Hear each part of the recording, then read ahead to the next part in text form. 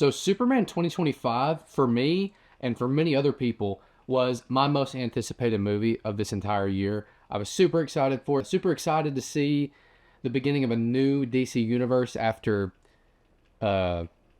after the DCEU. But we're not really going to talk about the DCEU. But I was super excited for it. And also, like many people, upon my first viewing, I was very high on it. I thought that it was incredible. I think my Letterboxd review was like 4.5 stars. I thought it was awesome. I loved the wacky comic book style. I loved the uplifting tone and the balance between humor and between the serious moments and the heartfelt moments. However, it has been a little over a month since the movie released, and I recently went back and rewatched it about a week or two ago. And I have some thoughts. I just wanted to talk today about if I believed that the film held up after the hype. And so I want to break this review down into a few key components, just that for me sort of make up a good film. Number one, I want to talk about the writing. Number two, the character development. And number three, I want to talk about the cinematography and visual tone. I will also briefly talk about the world a little bit, just like the world building, but that's going to be like a little section. So first and foremost, I want to talk about the writing of Superman. Upon rewatch, the writing was, I think, what I took the biggest issue with. There were so many examples in here of just blatant exposition dumps. And not only blatant exposition dumps, because I understand the people who try to defend the Lex Luthor exposition dumps by saying, well, that's how he is in the comics, and that's what he does, and that's what Lex Luthor does. And I totally get that. Like, that's cool. But there is just so many of them. And it's not just Lex Luthor. There's also a scene at the beginning when Superman is being interviewed by Lois Lane where he sort of gives the whole spiel about his backstory to Lois Lane, even though the entire world already knows this, about how he was sent from Krypton to be a good man and serve the people of Earth. So there was that. And then there's also, specifically, I remember this really weird line when Lex and his little team infiltrate the Fortress of Solitude. Lex is standing at the little control panel and he mentions something. And the engineer says this really weird line where she's like, "Yes, Lex, I gave up my humanity to kill the alien." And it's like, why did she say that? There are just so many examples in this film with the writing. Okay, I'm sitting here doing the edit, and I just remembered the worst one. There is a terrible one in here. So it's the part where the Justice Gang first shows up, and they're on the news, and the news broadcast, like, tells us everything about them. It's like, oh yes, this is Guy Gardner, Mr. Terrific, and Hawkgirl, the Justice Gang, and they're funded by the Lord Tech Company. Everyone's on the ground cheering for them. Like, do they not know this already? Just dialogue.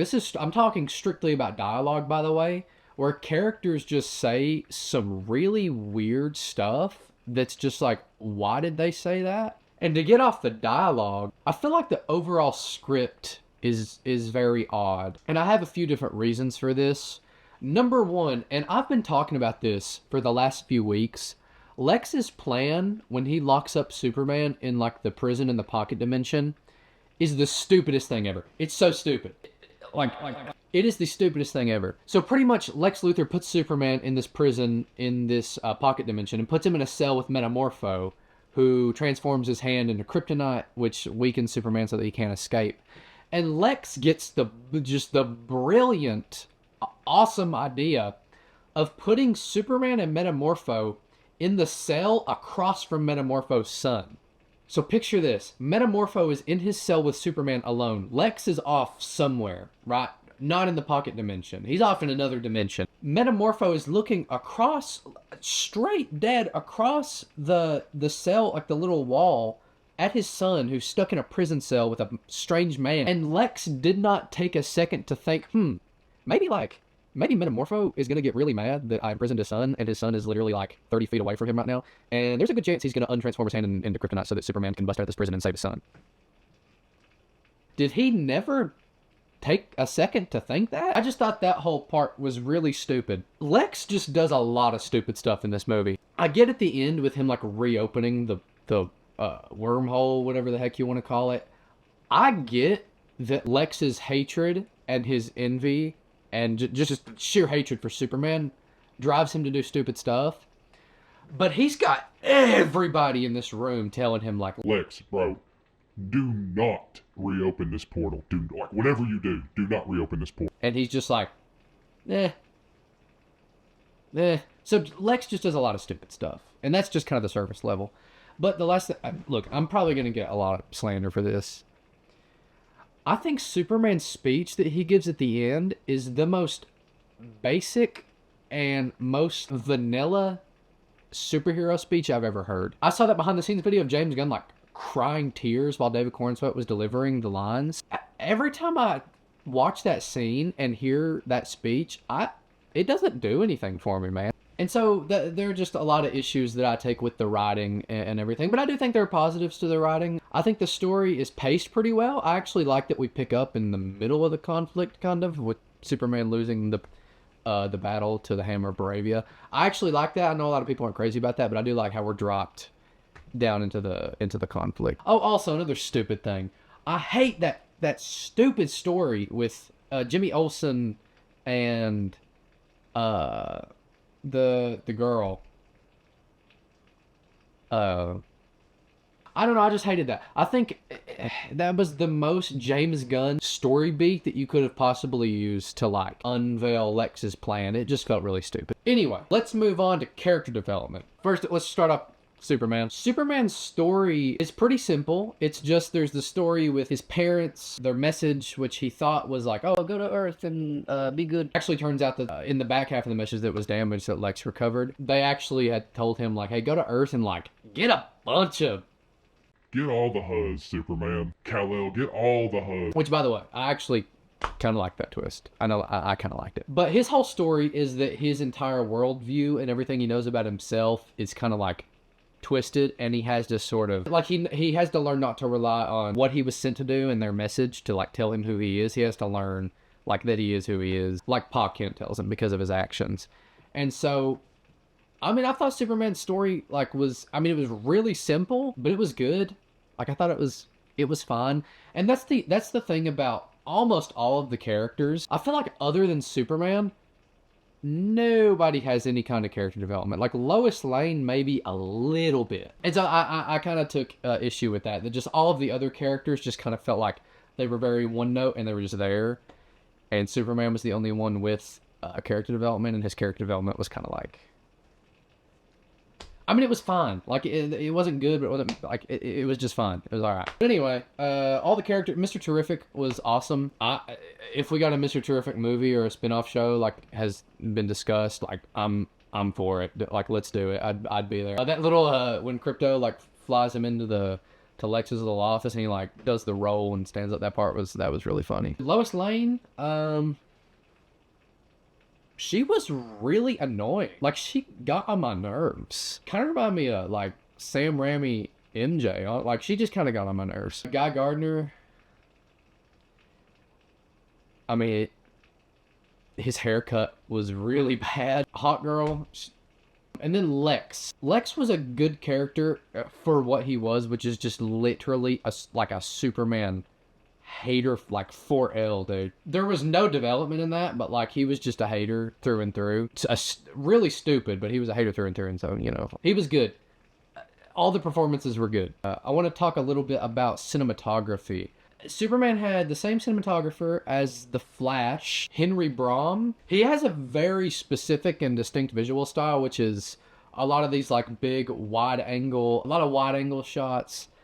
And for some reason, a lot of really, really severely overexposed shots. Like, the highlights in this movie are, like, cooked. The highlight, like, every shot where they're outside is the most flat-looking image I've ever seen before. It's just, the color palette is flat because the highlights are blown out, so you don't get any of the contrast.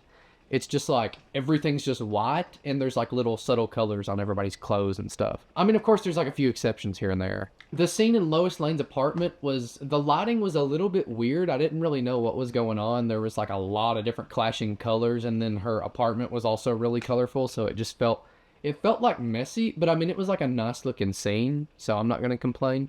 I'm not one to hate the wide angle stuff, like especially during fight scenes. I think it can be pretty immersive. And now granted, it can make stuff look really silly, especially like faces. And then there's that one shot where Superman's foot looks like it's like 10 feet long, but I don't really mind it. And now, don't get me wrong, there are some beautiful shots in here. The opening, like, prologue sequence of the, like, beautiful, dude. Those shots of, like, is it meant to be Antarctica? I don't know. Those shots were beautiful. There's a few shots, I'm thinking of one specifically where Paul and Ma Kent are, like, on the phone with Clark. Those are really pretty. All the stuff inside the Daily Planet looked pretty good. I mean, there's a lot of good stuff in here. I really liked all the stuff in the pocket dimension. I thought it looked really cool. So yeah, I mean, the cinematography was a really mixed bag because the visual style with all the wide stuff and then like the overexposed shadows and everything, or the overexposed highlights. Sorry, not really my thing. Not really my thing. Just wasn't my thing. Not bad, because I think cinematography is kind of a subjective thing. Like, it's, now there is bad cinematography, don't get me wrong. I wouldn't say the cinematography was bad. It was just not my thing. I'm just not a big Henry Brom guy, I guess. And then, like I said, world building. I can't decide if I like or dislike the fact that, like, the world already feels so built. Like I said, I like how we pick up in the middle of the conflict of the movie. Like, we pick up with Superman having already fought the Hammer Baratheon, the conflict with Baratheon, Jar and Por already have happened. But the world, it feels like we're being dropped into the middle of Superman's third solo movie. And I don't know if I like that or not. I just wish maybe they will do this, like maybe they will have several films that are set before Superman, several projects that are set before Superman. But I would just like to get to know like the origins of the world a little better. Like maybe the whole show about the Amazonians will go into that or whatnot. I don't know. It just feels like we're thrown into all this, which I get that like superhero fans are really cultured and like we kind of already know what's going on with like superhero films. So like we don't really need the whole spiel about like everybody's backstory. All in all, upon rewatch, definitely not a 4.5-star movie. For sure not a 4.5-star movie. But, like, it's not bad. Like, it's very, I love the wacky comic booky stuff. I love that James Gunn went all into that. I dig it. I really, I really do. It reminds me of, like, the OG superhero flicks, like the Raimi movies, and so, or at least, like, the first one, I guess. But I like it. And I like that we're getting back to, like, bright, colorful, wacky, comic booky, like, superhero movies, you know? So, I think out of 5 stars now, I would probably go down to, like, a 3.5 out of 5. Like, overall good. A very positive start for the DCU, but just not. There were just a lot of little issues, like death by a million cuts, kind of. Like there wasn't any big glaring issue that I have. It was just like, you know. So let me know what you think about Superman. You know, after now that some time has gone by, are you still as high on it as you were when the film came out? When you watch it for the first time, or over time has it sort of soured a little bit? So yeah, just let me know, and please don't like slaughter me, because this is just my opinion. Also, I hate the suit. It's so ugly.